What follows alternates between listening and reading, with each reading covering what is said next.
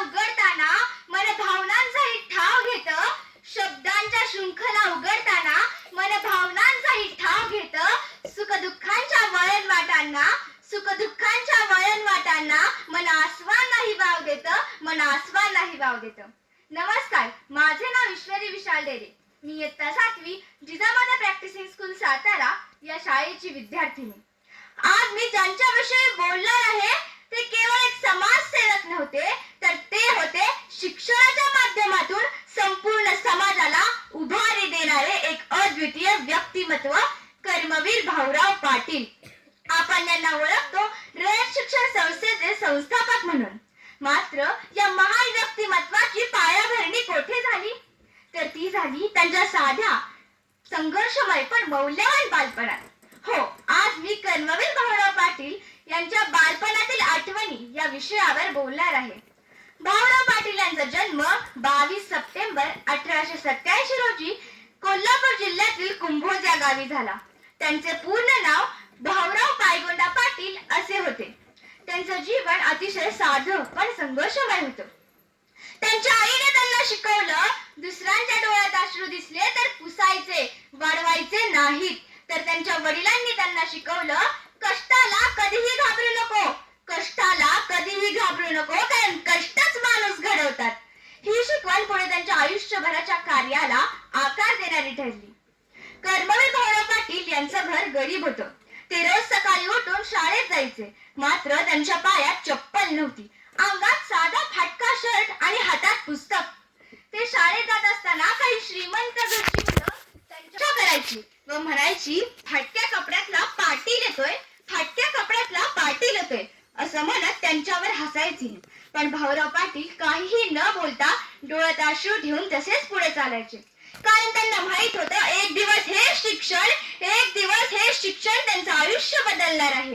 ते मनात म्हणायचे, माझ्यासारख्या गरीब मुलांनी शिकायचं नाही तर कोण शिकणार?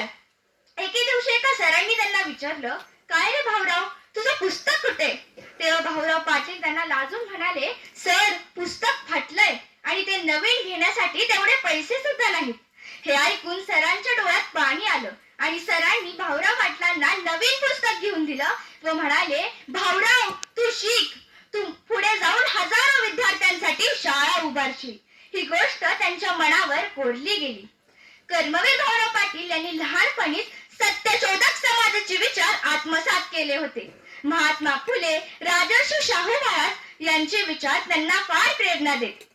ते विद्यार्थी असताना एकदा त्यांच्या मित्राला मदत करण्यासाठी त्यांनी स्वतःची पुस्तकं विकली. ही घटना त्यांच्या व्यक्तिमत्वाची खरी ओळख करून देते. हा त्याग, ही संवेदनशीलता आणि माणुसकीची ही खोल जाण, याचमुळे त्यांना कर्मवीर ही उपाधी बहाल करण्यात आली. ते म्हणायचे, शिक्षण हेच खरं बळ आहे. त्यांच्यात लहानपणापासूनच सामाजिक समतेविरुद्ध लढण्याची जिद्द होती आणि त्यामुळेच आज ते रयत शिक्षण संस्था स्थापन करून हजारो गरीब व मागासवर्गीय मुलांना शिक्षणाची संधी देऊ शकले. त्यांच्या लहानपणीचा एक प्रसंग असा की एकदा भाऊराव रस्त्याने चालत असताना तेथील सार्वजनिक पाणवठ्याच्या विहिरीवर वंचितांना पाणी भरण्यास मज्जाव केला जात होता. हे दृश्य त्यांनी पाहताच त्यांनी तिथेच त्या प्रथेला विरोध केला आणि म्हणाले, ही प्रथा चुकीची आहे, तुम्ही ही प्रथा बंद करा. व त्यांनी त्या विहिरीच्या रहाटावर जोरात लाथ मारली व तो रहाट मोडला. गांधांनी त्यावेळी त्या रहाटावर मारलेली लाथ ही फक्त त्या विहिरीच्या रहाटावरच नव्हती, तर तत्कालीन अन्याय जाती व्यवस्थेच्या छाताडावर मारलेली लाथ होती.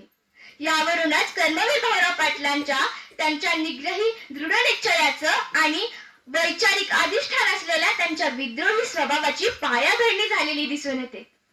म्हणून म्हणते, गरिबांच्या आयुष्याला दिला प्रकाश नवा,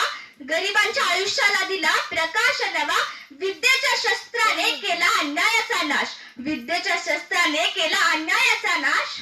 कर्मवीर भाऊराव पाटील यांचा मंत्र खरा, शिका पुढे चला वाचा, हा मंत्र त्यांचा खरा. कर्मवीर भाऊराव पाटील हे जनतेचा तारा. शेवटी एवढेच म्हणते नव्या युगाचा माणूस आता घडतो आहे. वृक्षाच्या विशालतेचा मोहन भाला पडतो आहे. जय हिंद, जय कर्मवीर. धन्यवाद.